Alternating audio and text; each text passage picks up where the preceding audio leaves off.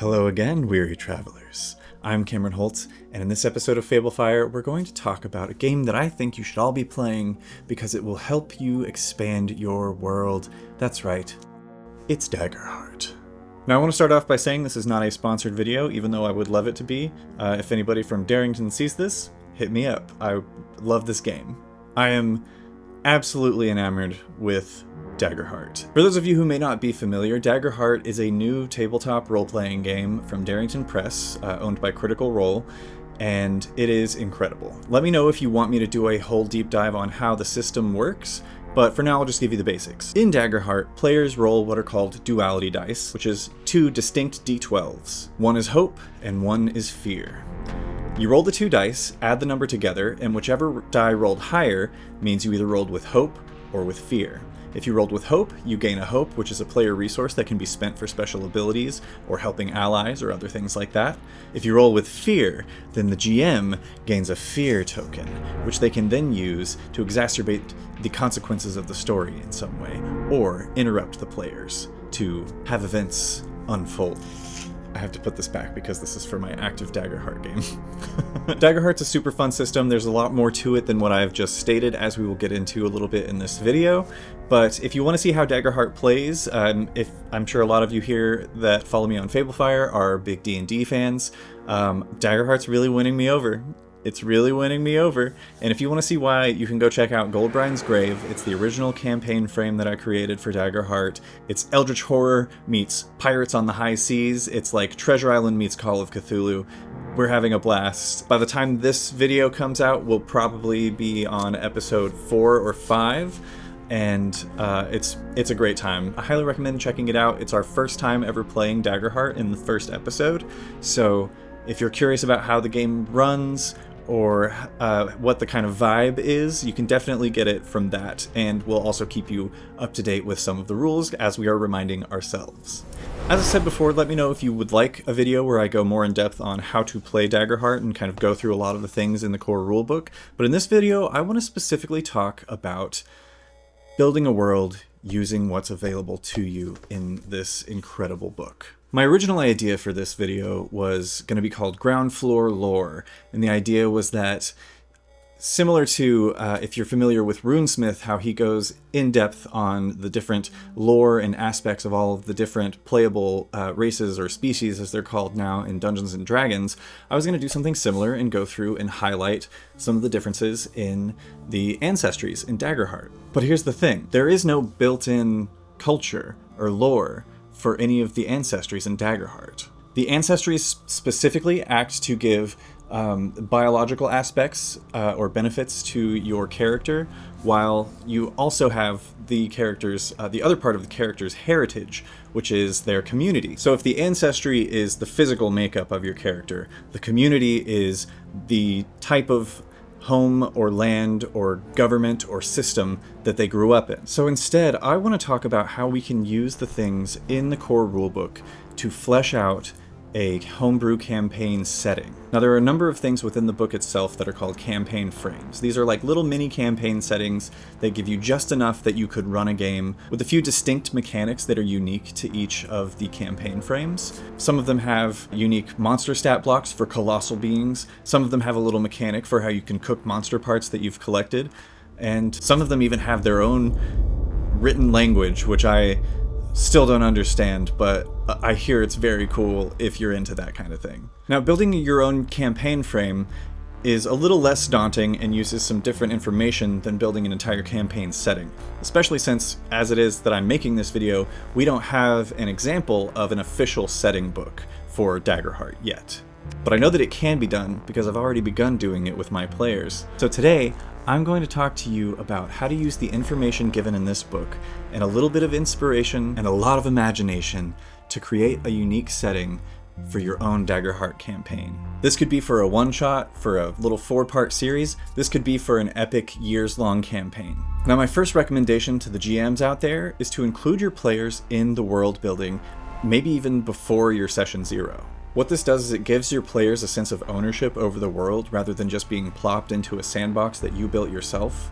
which will get them more invested when one of their ideas gets mentioned, or ideally even becomes a centerpiece for an arc or the entirety of the campaign. I've got another video in the works, I know, isn't it exciting? I'm back, about running a unique Session 0, but for now, a question to ask your players. What is your character's class, ancestry, and community?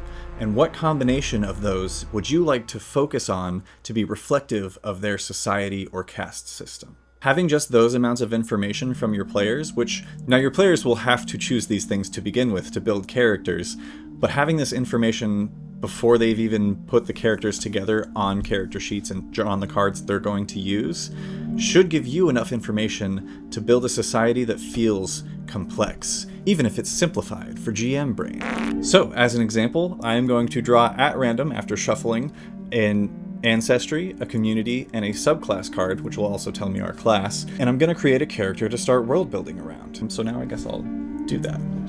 I have the ancestry cards here with me at all times. Pro tip to GMs who are running Daggerheart, I have printed out the extra pages from the book that are provided and given those to my players for their ancestries so that I can have all of my ancestry cards here next to me so that if a random NPC needs to be generated, I don't have to think about what ancestry they're from. I just pick a card and they're a Dracona. Obviously that'll be different if you have regions that are specific to the ancestries, but in our current campaign, it's just a slew of islands, and everybody's everywhere. And you never know who you're gonna run into on a rival crew. Alright, so our character's ancestry is going to be a Firbolg, or Firbolg. Firbolgs are bovine humanoids typically recognized by their broadness and long drooping ears. The two abilities that they gain are Charge, when you succeed on an agility roll to move from far or very far range into melee range with one or more targets, you can mark a stress to deal 1d12 physical damage to all targets within melee range. Their bottom feature is Unshakable. When you would mark a stress, roll a d6. On a result of 6, don't mark it. So you can already see how these two features can work in tandem with one another, so that if you roll a d6 after using your Charge feature from Unshakable, then you can avoid taking that stress at all. That's actually dope. Now I've got the subclass cards, which in turn will tell us what our class is. I think those are good and mixed. Warrior, Call of the Slayer. So the Warrior class is interesting because it's one of the few classes that doesn't have a spellcast trait. So there's no magic for the warriors. For the Call of the Slayer subclass, your feature is Slayer. On a roll with Hope, you can place a d6 on this card. Instead of gaining Hope, adding the die to the pool. You can store a number of Slayer dice equal to your proficiency. When you make an attack roll or damage roll, you can spend any number of these Slayer dice, rolling them and adding their result to the roll. At the end of each session, clear any unspent Slayer dice on this card and gain a Hope per die cleared.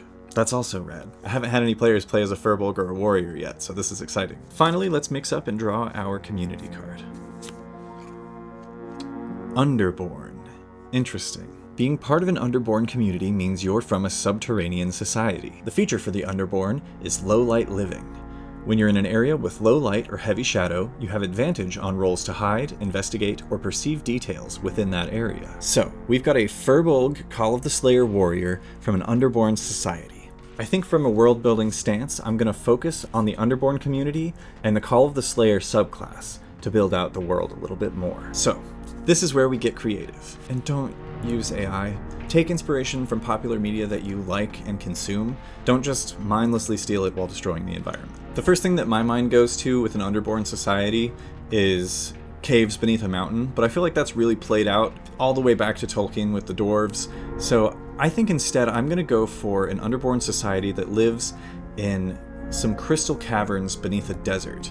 And they live beneath the sands, partially because there's some resource there that they gather that brings them sustenance, in addition to helping them avoid the heat of the sun during the day, which maybe they're on a planet that has 2 suns, and every third day both suns overlap and create an immense heat that's the cause for this arid landscape, and the reasoning for them building downwards instead of on the surface. But they're not the only beings that think this way. Maybe there are other creatures that lurk beneath the sands, swimming through the earth as though it were water, similar to a bullet from D&D, or the Molduga from Breath of the Wild and Tears of the Kingdom, or even like the giant sandworm from Doom, or the purple worm from D&D. Maybe this creature is so reviled that an entire order of knights have been created to hunt them down and keep the city safe. Enter the Slayers. So I think at level 1, this character is a furbolg that has very camel-like appearance, and is a member of this order of Slayers, who it's their job to travel through these long subterranean tunnels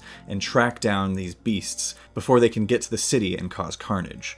I could keep going with this idea all day. Let me know if you want me to expand more on this. I hope that this video has inspired you even a fraction of the amount that this book inspires me. Every time I look through it, I get a new idea for something that I add to one of my worlds. And don't forget to subscribe for more tabletop content. I've got many more ideas about Daggerheart that I want to talk about in future videos, as well as the video that's coming soon on Session Zeros and a really game-changing way to run them. And also, subscribe to Arcanorama. There's a link in the description down below. It's my actual play channel where me and my wife and our friends get together and play in all kinds of different settings for short, digestible episodes, usually clocking in around 1.5 hours to 2 hours. They're fully edited and scored by me, and I put a lot of time and care into it, and it would mean a lot to me if you would check them out, and if it's for you, go ahead and subscribe. Right now, we're running our Eldritch Pirate campaign, Goldbrine's Grave. It's a really wacky, crazy, whimsical, dark time. I highly recommend checking it out. Thank you so much for watching and subscribing. I'll see you in the next video, but until then, stay safe out there, adventurers.